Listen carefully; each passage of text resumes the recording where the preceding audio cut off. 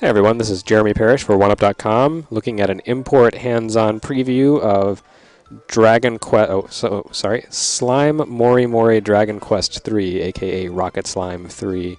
You're wondering, wait, was there a second Rocket Slime? And yes, actually the one that came to America on Nintendo DS was the second game in the series. The original was a GBA game, never came to the US, so it goes.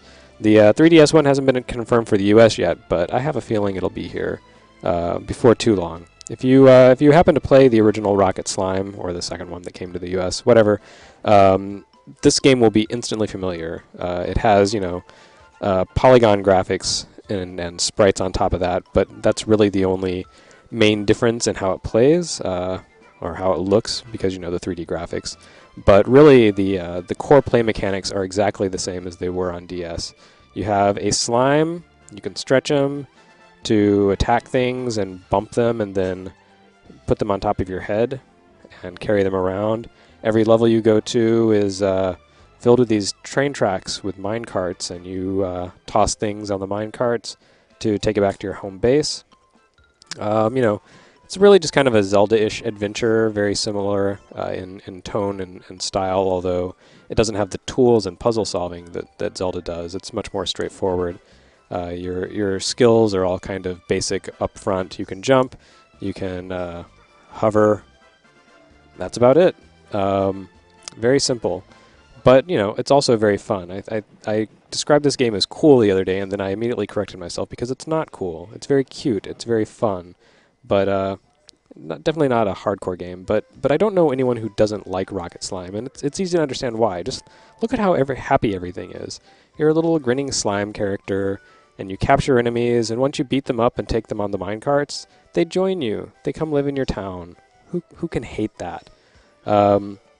Really, the big difference between this game and the DS game is, besides the 3D effect, is the fact that instead of having the big tank battles to break up the action, which was kind of the gimmick in the DS game, this time you have a boat. Everything is all sea-based. And this is really where the game kind of stands apart from previous games, because it's much more of a true RPG. I mean, you get onto this boat and all of a sudden you're sailing around the ocean, picking up little things to add to your boat. You can upgrade your boat and so on and so forth. But as you're sailing around the ocean, there's a map on the bottom screen. See, there we go, a map.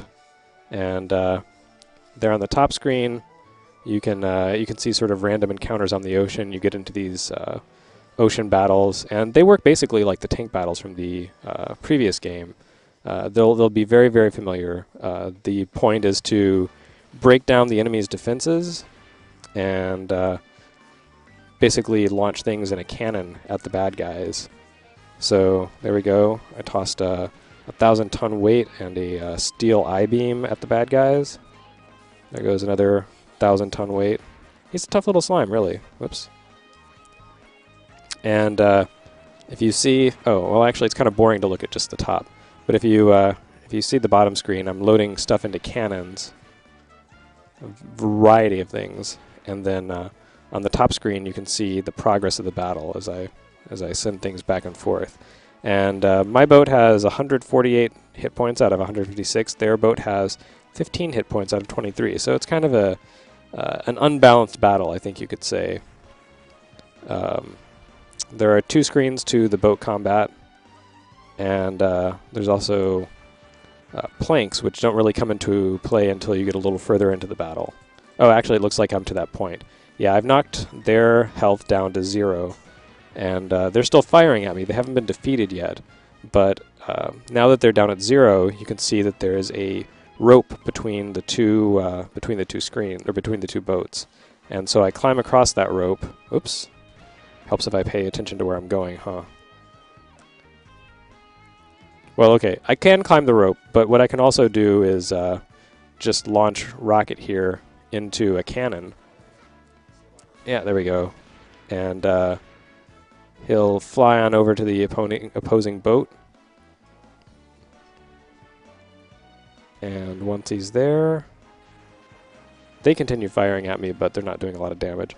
Now that I'm there, my goal is to avoid the bad guys and destroy the core of their ship.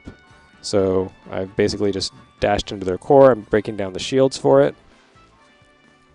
And there's the core of the ship. Just give it a good smash, and their boat sinks. The end. That's the battle. So again, it's very similar to the original Rocket Slime, but you know, the change to boats and the big ocean, there's a much more emphasis on exploration and just kind of sailing around like you do in a normal Dragon Quest game, and I really think it makes a big difference for the overall feel and flow of the game. It feels much less like a kind of linear kids game and more like, you know, a little mini RPG, and it's a lot of fun.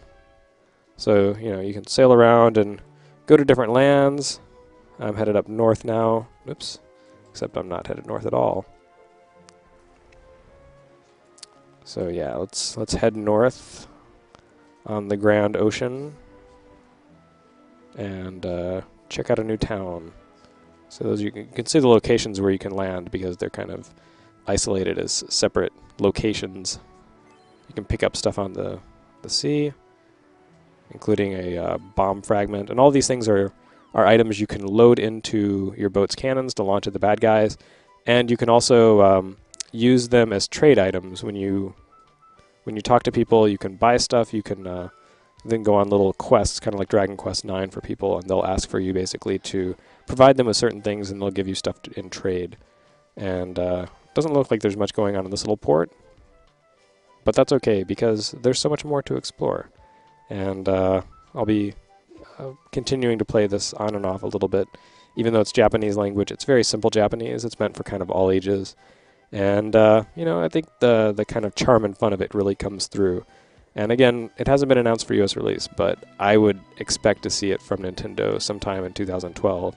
And I think it will be just as fun as the last Rocket Slime, which means that everyone should play it, because who doesn't love happiness?